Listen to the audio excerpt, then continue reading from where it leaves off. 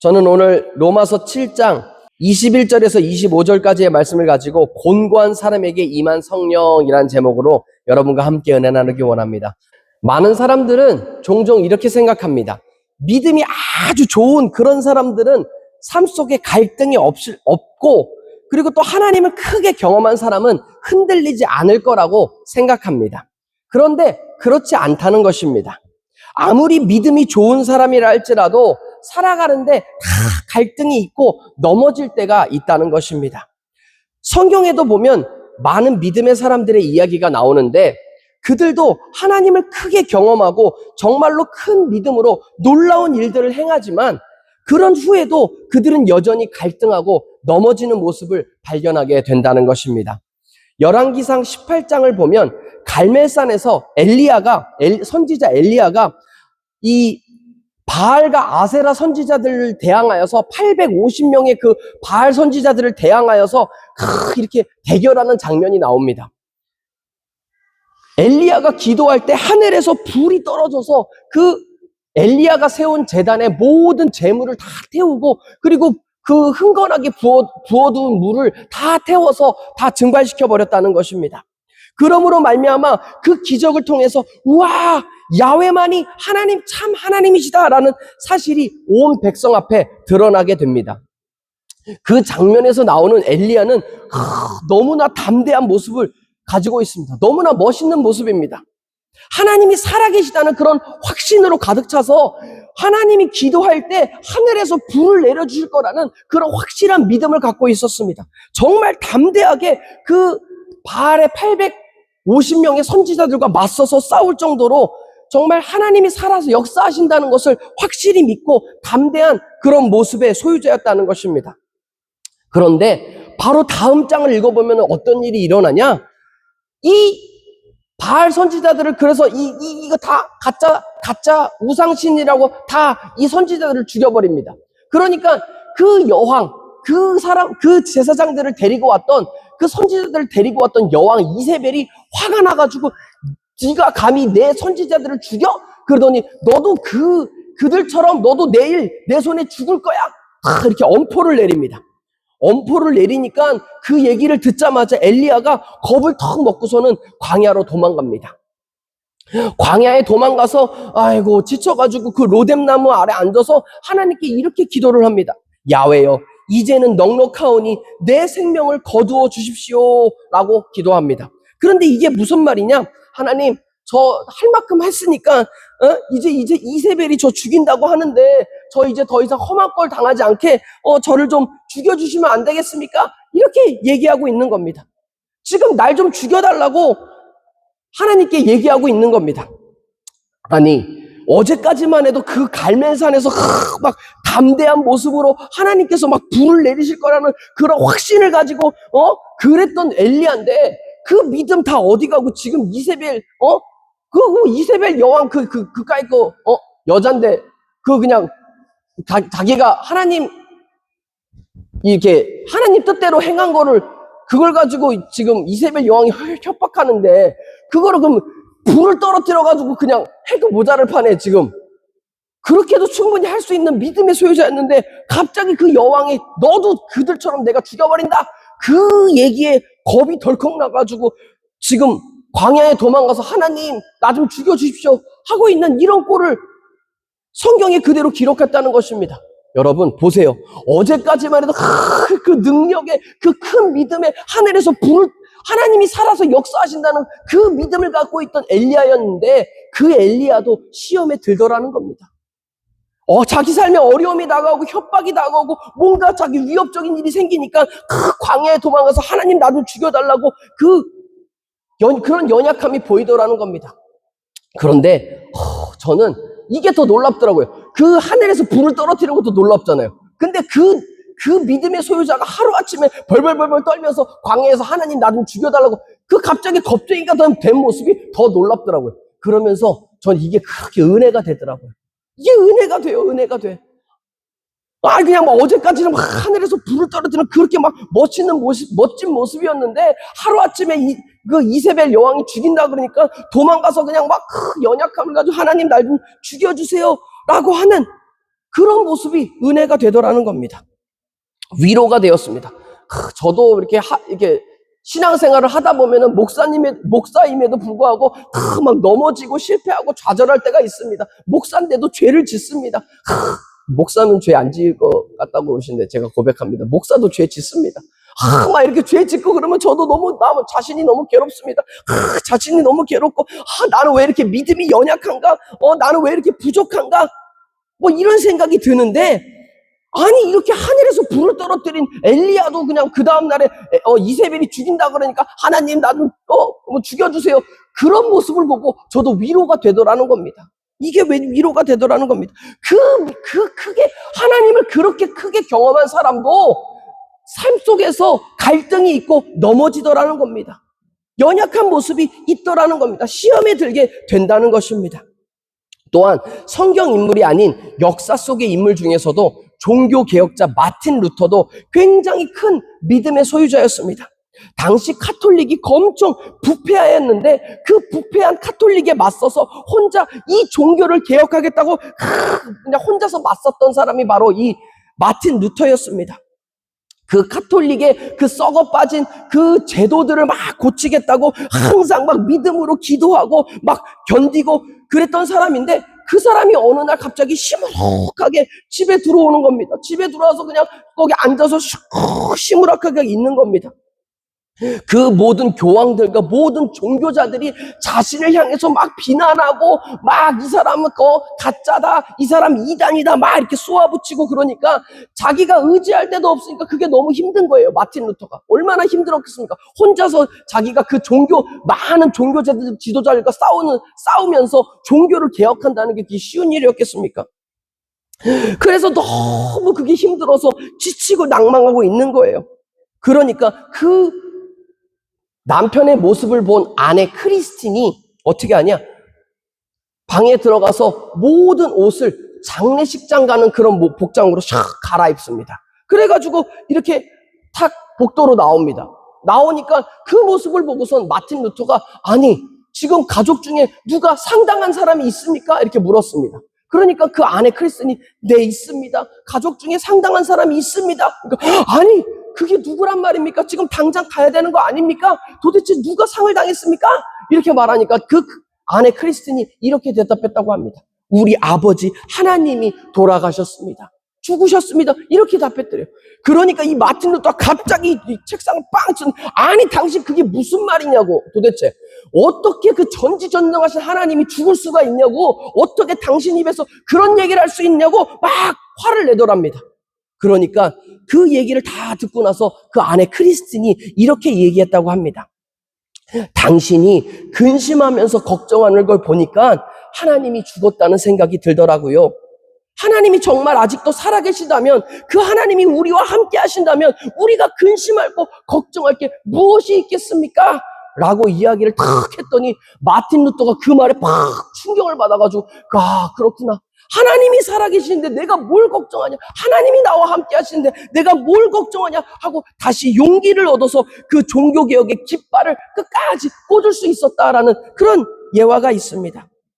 여러분, 우리 크리스천의 모든 삶 가운데는 이런 갈등과 이런 어려움이 있다는 것입니다. 그래서 우리가 첫째로 살펴볼 것이 우리 안에 있는 영적 갈등입니다. 따라해 보겠습니다. 우리 안에 있는 영적 갈등.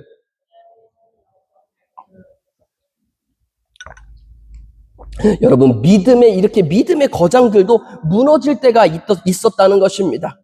그러니 우리가 흔들리는 것은 여러분 당연한 일입니다. 오히려 그것은 너무나 정상적인 신앙의 여정이라는 것입니다. 그리고 오늘 본문에서도 우리는 사도 바울의 고백을 듣게 됩니다. 근데 바울은 이렇게 고백합니다. 내가 원하는 것은 행하지 아니하고 도리어 미워하는 그것을 내가 행한다 라고 고백하고 있습니다. 마음으로는 하나님의 뜻을 따르고 싶은데 실제로는 그렇지 못하는 자신을 발견하게 되고 그것이 너무나 괴롭다는 것입니다. 그리고 마침내 이렇게 탄식합니다. 로마서 7장 24절입니다. 같이 읽겠습니다. 시작. 오호라.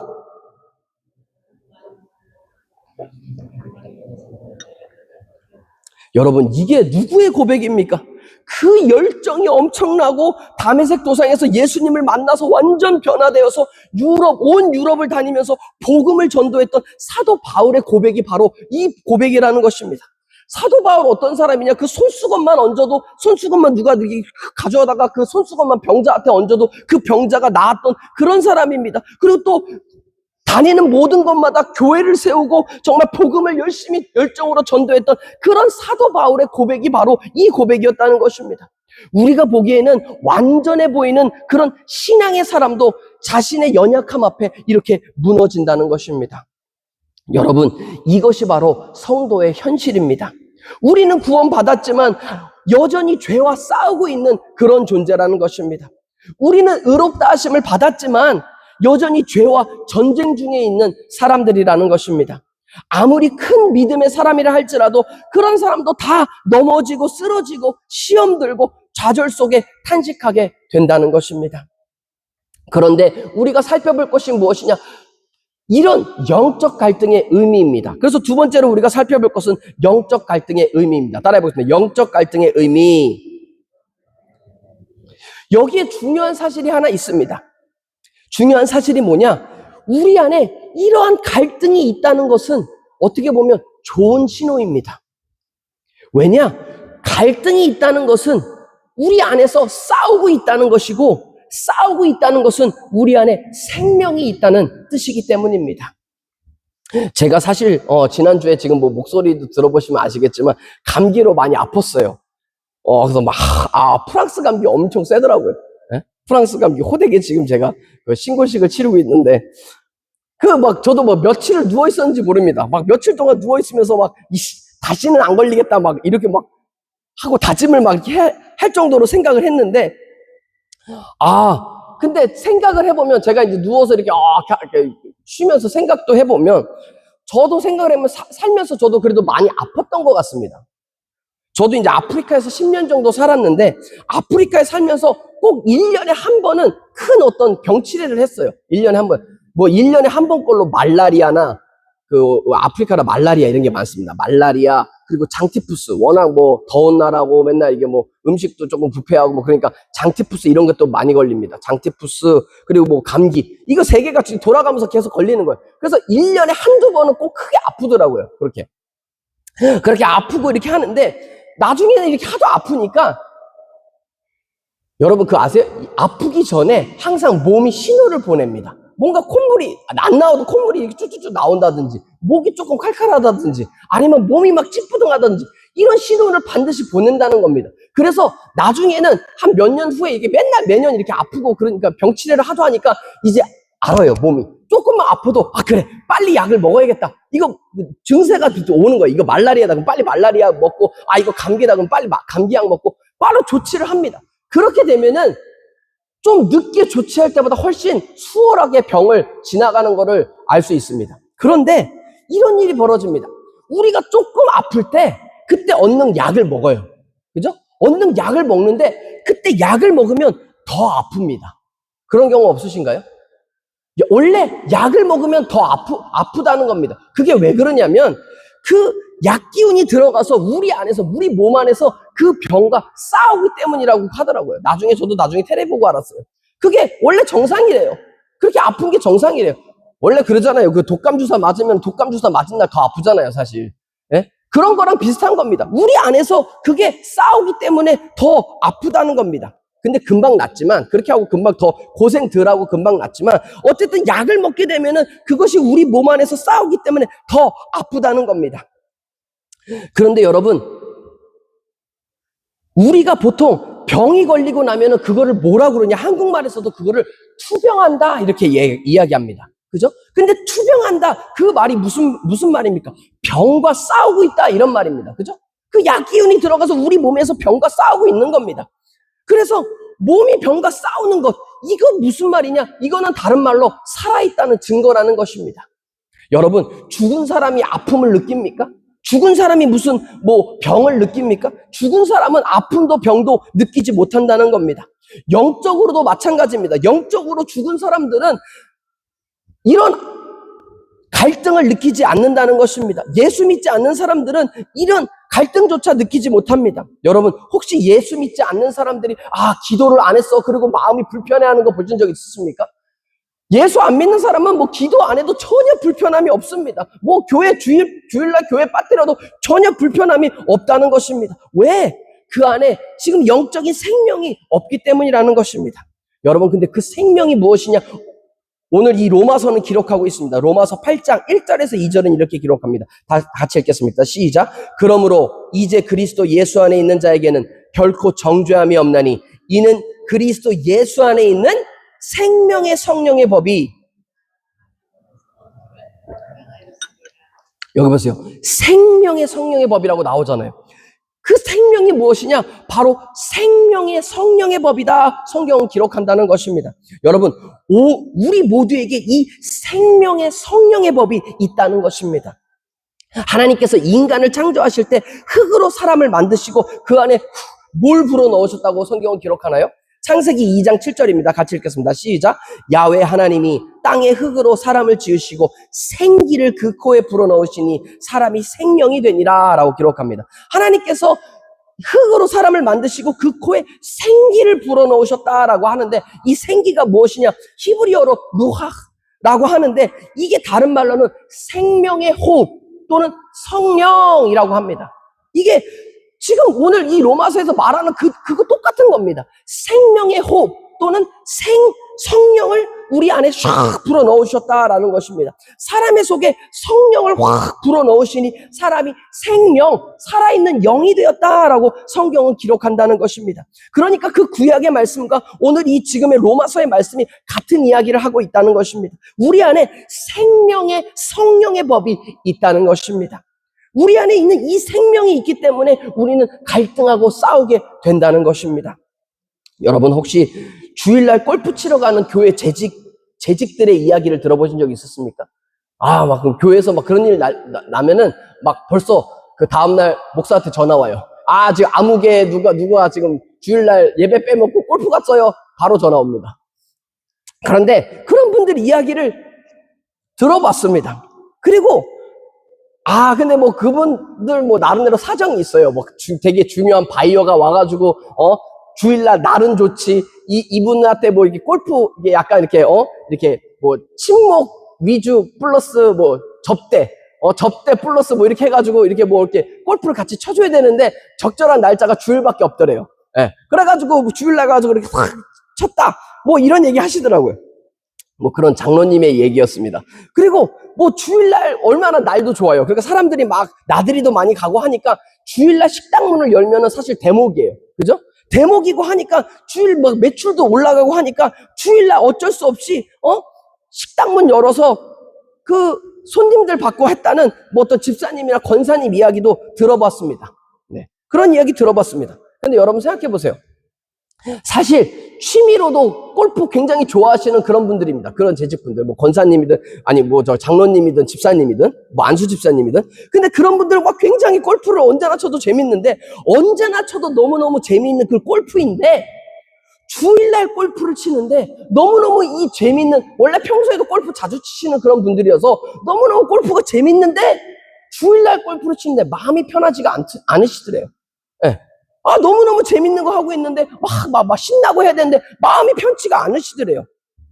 엄청 재밌는 그 취미를 하고 있는데도 마음이 불편한 겁니다.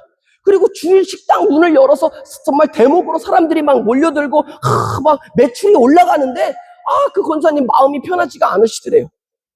이런 예비 들어본 적 없으십니까? 이런 얘기 들으면은 막 그 뭐 주위 분들은 막 뭐 담임 목사한테 와서 일러요. 막 그러면서 저분 저 재직 뭐 장로님, 저 안수 집사님, 저 권사님 어떻게 저기 재직이 저기 항존직인 분, 저런 분이 예배 주일날 주일 성수 예배를 빠뜨리고 저렇게 골프를 치러 갈 수 있냐고 뭐라 막 일릅니다. 그러면서 저분 막 믿음이 없는 것 같다고 막 이렇게 손가락질하고 비난을 하는데, 사실은 근데 저도 그런 얘기를 이제 통해서 들으면서 한편으로 생각해 볼 때는 이런 생각이 들었습니다. 물론 주일 성수 빼먹고 그렇게 하면 그분 이제 불편하시고 하신 게 있겠지만, 그래도 그분들한테는 믿음이 있구나라는 생각이 들었습니다. 이 얘기 들으면 괜히 주일날 골프 치시러 가실까봐 제가 굉장히 조마조마하긴 하지만 그런 얘기가 아닙니다. 그런 얘기가 아니고 제가 그냥 생각할 때 그분들이 그래도 믿음이 있다라고 생각이 들었다는 것입니다. 왜냐하면 엄밀히 따져보면 그분들이 굉장히 신나는 그런 골프를 치는 거잖아요. 지금 식당 매출이 막 올라가고 손님이 막 와가지고 신바람이 나야 되잖아요. 그런데 마음이 불편하다는 겁니다. 근데 그 마음이 불편함이 있다는 자체가 그들에게 믿음이 있구나라는 생각이 들었다는 것입니다. 다만 그 믿음이 지금 불안할 뿐이지 그런 불편함이 있다는 것 자체가 믿음이 있다는 증거가 된다는 것입니다. 여러분, 그 믿음이 있다는 증거, 그 불안함이 있다는 게 우리 안에 생명이 있다는 증거가 되는 것입니다. 여러분 생각해 보십시오. 아예 믿지 않는 사람들은 주일날 골프 아무리 치러 가도 마음에 불편함이 전혀 없습니다. 아무리 주일날 레스토랑 문 열고 대목이면 신바람만 나지 불편함이 전혀 없다는 것입니다. 그런데 주일날 막 골프를 치러 가고 주일날 레스토랑을 오픈했는데 마음이 불편하다면 그래도 그 마음 가운데 믿음이 있다는 증거가 된다는 것입니다. 마찬가지로 우리의 신앙생활 속에서 우리가 죄와 싸우고 있고 때로는 갈등하고 있다는 것은 우리 안에 믿음이 있다는 증거가 된다는 것입니다. 오늘 본문에서도 엄청 갈등하며 고민하고 있는 사도 바울의 모습을 발견하게 됩니다. 오늘 본문 21절에서 23절 같이 읽겠습니다. 시작. 그러므로 내가 한 법을 깨달았노니 곧 선을 행하기 원하는 나에게 악이 함께 있는 것이로다. 내 속사람으로는 하나님의 법을 즐거워하되 내 지체 속에서 한 다른 법이 내 마음의 법과 싸워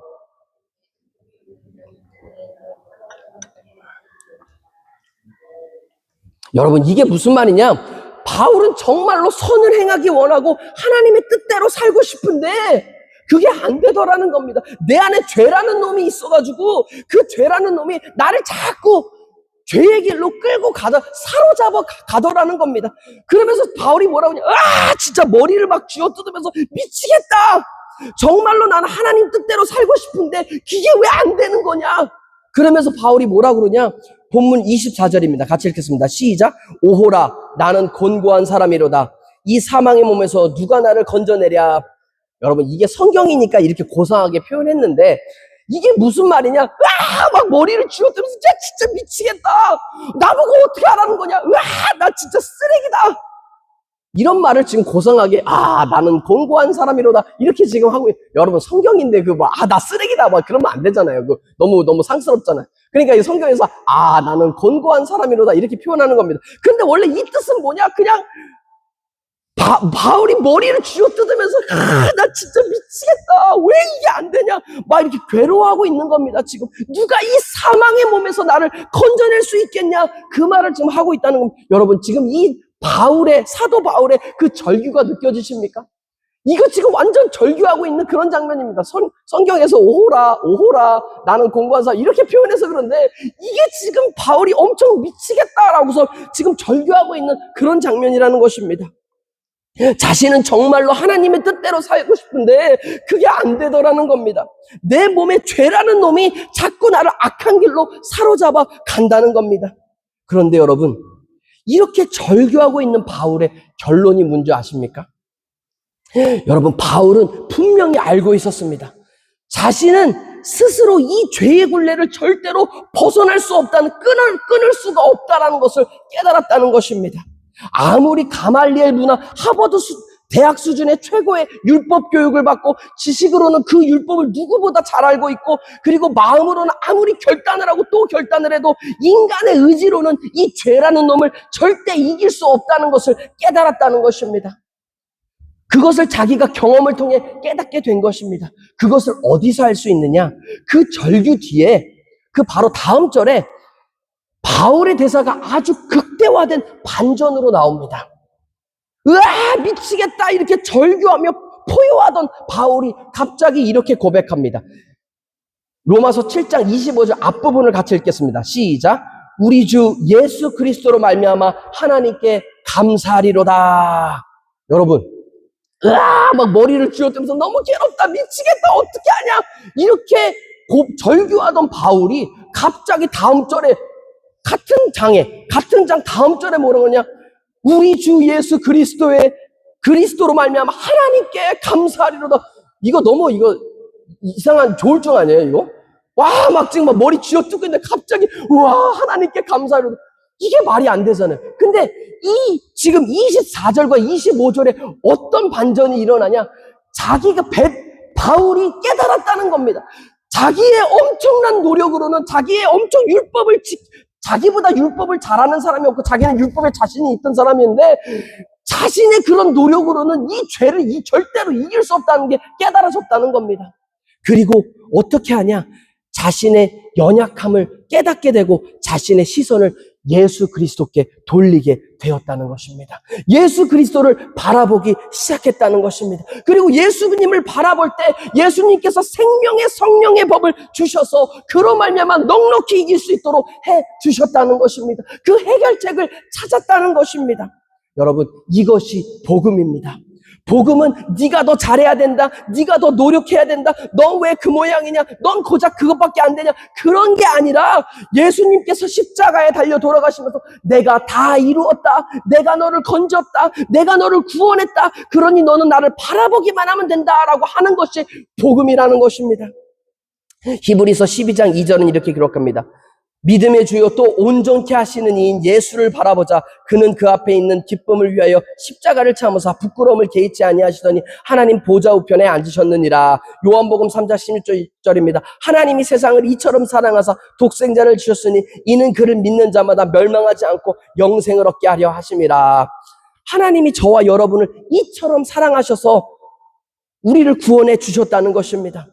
그래서 다른 길이 없습니다. 우리가 예수님을 바라보기만 하면 우리가 멸망당하지 않고 우리가 구원받고 영생을 얻게 된다는 것입니다. 이것이 복음이요, 성경이 말하는 전부의 이야기인 것입니다. 우리는 종종 신앙생활하면서 스스로에게 실망합니다. 아, 나 또 넘어졌구나. 나 또 죄를 지었구나. 나 왜 이렇게 구제불능일까? 나 왜 이렇게 변화가 없을까? 그런 생각이 들 때가 있다는 것입니다. 그러나 오늘 본문은 분명히 이야기하고 있습니다. 하나님은 그런 곤고한 사람을, 갈등하고 있는 사람을 외면하지 않으신다는 것입니다. 우리가 예수님을 바라보기만 하면 오히려 그 곤고함의 자리에서 우리에게 성령을 보내주셔서 우리가 모든 것을 넉넉히 이길 수 있도록 해 주신다는 것입니다. 여러분, 신앙생활도 내 힘으로 하는 것이 아닙니다. 내 힘으로 하면 넘어지고 또 넘어진다고 바울이 오늘 본문에서 말하고 있는 것입니다. 내 힘이 아닌 성령께서 나에게 주시는 힘과 능력이 있다는 것입니다. 그 힘과 능력으로 감당해내는 것입니다. 우리가 예수님을 바라볼 때 우리에게 성령을 보내주셔서 우리를 성령 충만케 해주시는 것입니다. 그렇기 때문에 성령 충만이 우리 신앙생활의 기본이 되는 것입니다. 우리가 신앙생활 속에서 늘 갈등을 겪게 되지만 중요한 것은 그 갈등의 자리에서 우리가 어디로 나아갈 것이냐가 중요하다는 것입니다. 내 힘과 능력을 의지하는 것이 아닌 그저 주님을 바라보고 주님께 나아오는 것입니다. 그러면 하나님께서 다시 우리에게 성령의 충만함을 부어주셔서 우리가 주님 뜻대로 살아갈 수 있도록 해주신다는 것입니다. 모든 시험을 넉넉히 이길 수 있도록 우리에게 힘과 능력을 더해 주신다는 것입니다. 로마서 7장 25절 앞부분을 같이 읽도록 하겠습니다. 시작. 우리 주 예수 그리스도로 말미암아 하나님께 감사하리로다. 바울이 이 마지막 부분에 주 예수 그리스도로 말미암아 감사한다라고 고백했는데 이것은 자기 자신에 대한 감사가 아닙니다. 자기 결단에 대한 감사도 아니라는 것입니다. 오직 예수 그리스도의 십자가와 성령의 능력에 대한 감사인 것입니다. 여러분, 이것이 우리의 소망입니다. 우리가 맨날 갈등하고 우리는 넘어지고 또 넘어지는 그런 존재라는 것입니다. 우리는 구제불능인데 우리의 소망은 무엇이냐? 우리를 구원하시고 십자가를 통해 다 이루어 놓으신 그 예수님을 바라보기만 하면 된다는 것입니다. 예수님을 바라볼 때 우리에게 생명의 성령의 그 성령의 충만함을 허락해 주셔서 우리가 모든 것을 넉넉히 감당해낼 수 있게 된다는 것입니다. 우리를 그렇게 만들어 주신다는 것입니다. 오늘도 우리는 그 십자가의 공로로 우리가 오늘을 살아가야 하는 것입니다. 사랑하는 성도 여러분, 오늘 마음속에 어떤 갈등이 있으십니까? 싸움이 있으십니까? 하나님 뜻대로 살지 못하는 자신 때문에 괴로워하십니까? 신앙과 현실 사이에서 갈등하고 계십니까? 그렇다면 오늘 말씀은 분명히 말씀하고 있습니다. 그것은 실패의 증거가 아니라 우리 안에 생명이 있다는 증거가 된다는 것입니다. 하나님께서 여러분을 아직도 사랑하신다는 증거가 된다는 것입니다. 하나님은 저와 여러분을 여전히 사랑하십니다. 우리를 위해 그 독생자 아들까지 아끼지 않고 내어주실 만큼 우리를 사랑해 주신다는 것입니다. 그리고 그 사랑은 변치 않는 것입니다. 그렇기 때문에 우리의 갈등의 순간에 낙심의 자리에 머무르지 말고 은혜의 자리로 나아가시기 바랍니다. 다른 방법이 없습니다. 그저 예수님을 바라보는 것입니다. 우리가 죄를 짓고 또 짓고 그럼에도 불구하고 우리 안에 괴로움과 고통이 있다는 것은 우리 안에 믿음이 있다는 증거이기 때문에 우리가 어떻게 해야 되냐? 예수님을 바라보고 예배 가운데, 말씀 가운데, 기도 가운데 주님께 나오는 것입니다. 그러면 주님께서 우리를 회복시켜 주시고 다시금 성령의 충만함을 부어주셔서 우리가 주님 뜻에 따라 살아가며 정말로 행복한 삶을 살아갈 수 있도록 해 주신다는 것입니다. 그러한 주님을 바라보고 주님께 나오시는 저와 여러분 되시기를 주님의 이름으로 축원드립니다.